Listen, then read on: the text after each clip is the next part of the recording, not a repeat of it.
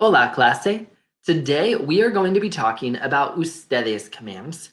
So in the last video, we learned how to give commands to one person who we treat formally. Those are called usted commands, right? But today we're going to be talking about ustedes commands. How do we give commands to people who we address as ustedes? Ustedes commands are commands that we give to a group of people, and we treat that group of people in a formal way. If we didn't want to treat them in a formal way, we could treat them in an informal way by using vosotros commands, all right? But that would be a completely different lesson.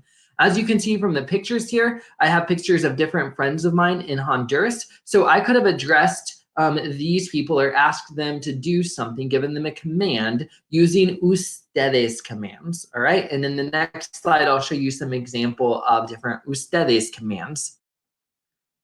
All right, so like I said, here's some different examples of ustedes commands that I could use to give to a group of my friend. If I want to say, hey, you all do this. So for example, síganme, hey, follow me. Like, hey, I know the way, síganme. That's a command I could give to my group of friends in Honduras if I want them to do something.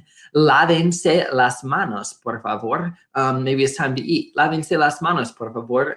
Hey, wash your hands, please.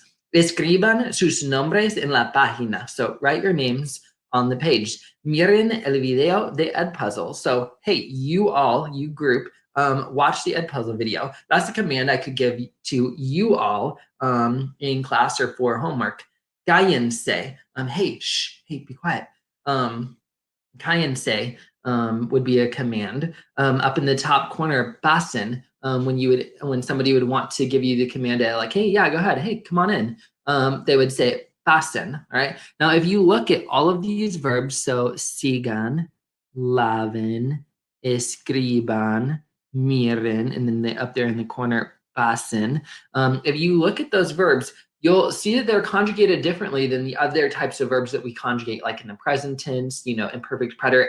But you will see that they're conjugated really similarly to the same way that we conjugated our usted commands. So in the next video, I'll go ahead and show you what the steps are that we use and how we conjugate verbs to be ustedes commands.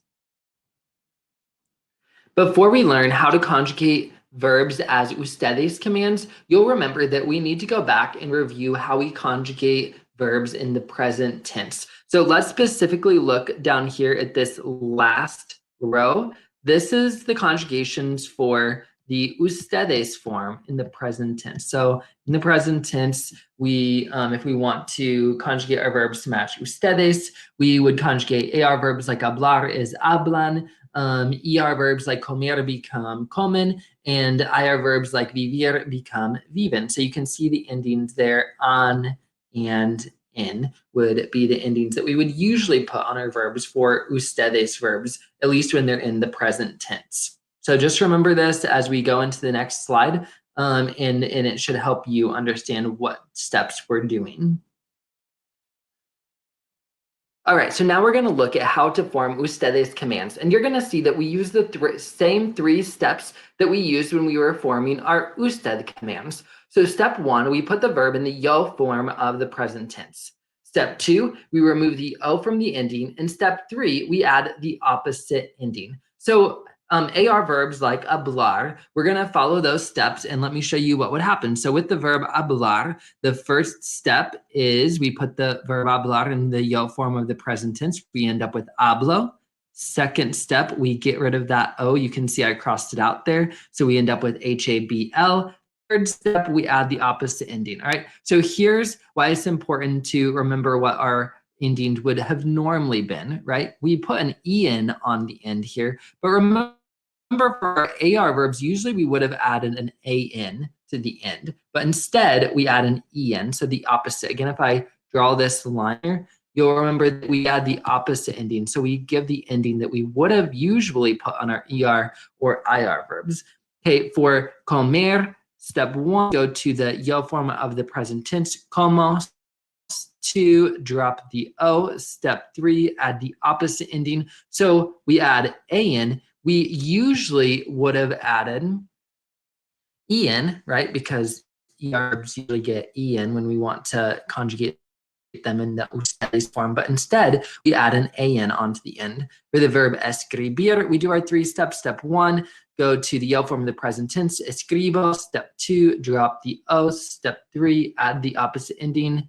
Again, since this was an IR verb, it usually gets an en. Instead, we add an an, so we end up with escriban.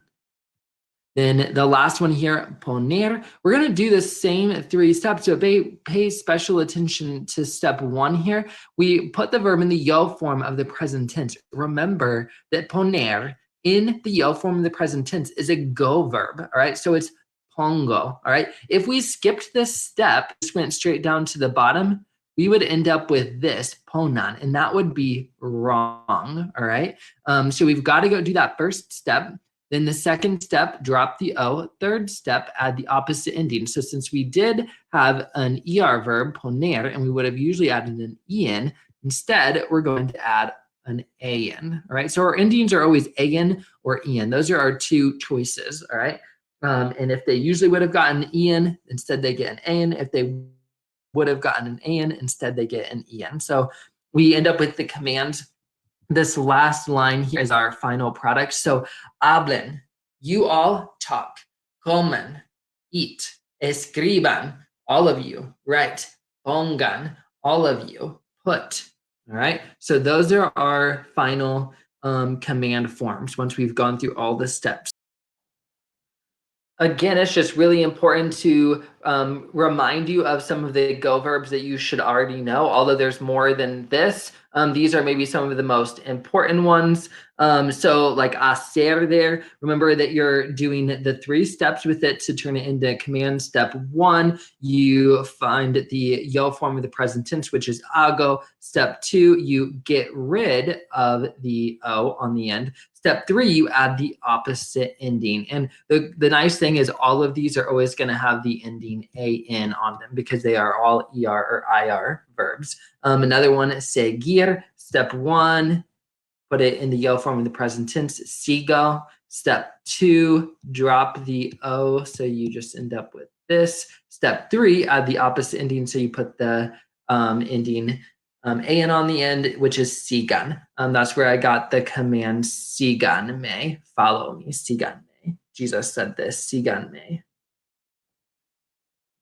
Forming affirmative and negative commands in Spanish is really easy. If you want to tell someone to do something, you'll use an affirmative command. So something like run, corran. If you want to tell someone not to do something, like don't run, all you have to do is just add a no in front of the verb. So no corran, that would be a negative command. It is important to notice the difference between, or to know the difference between affirmative and negative commands, because later on when we learn some other commands, you'll need to know the difference.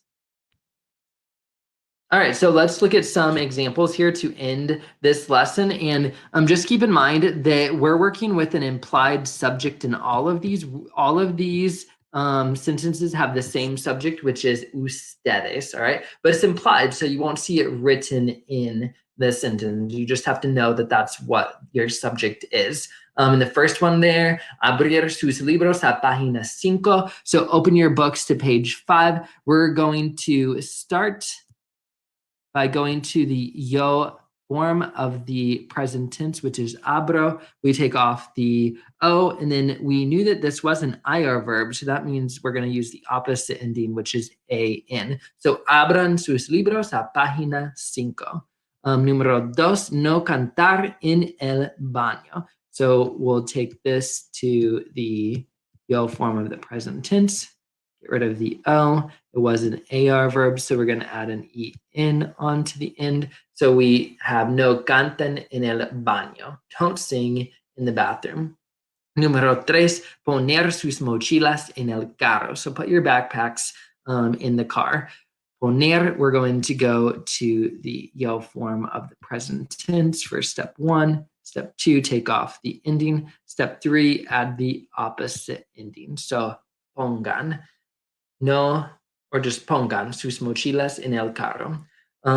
Number 4 here, we're actually not going to do number 4. That's one that's going to have to wait until the next lesson when we'll start talking about stem changers and how those work. All right, so that's where we'll end today. Thank you so much for your time. We'll see you in class. Adios.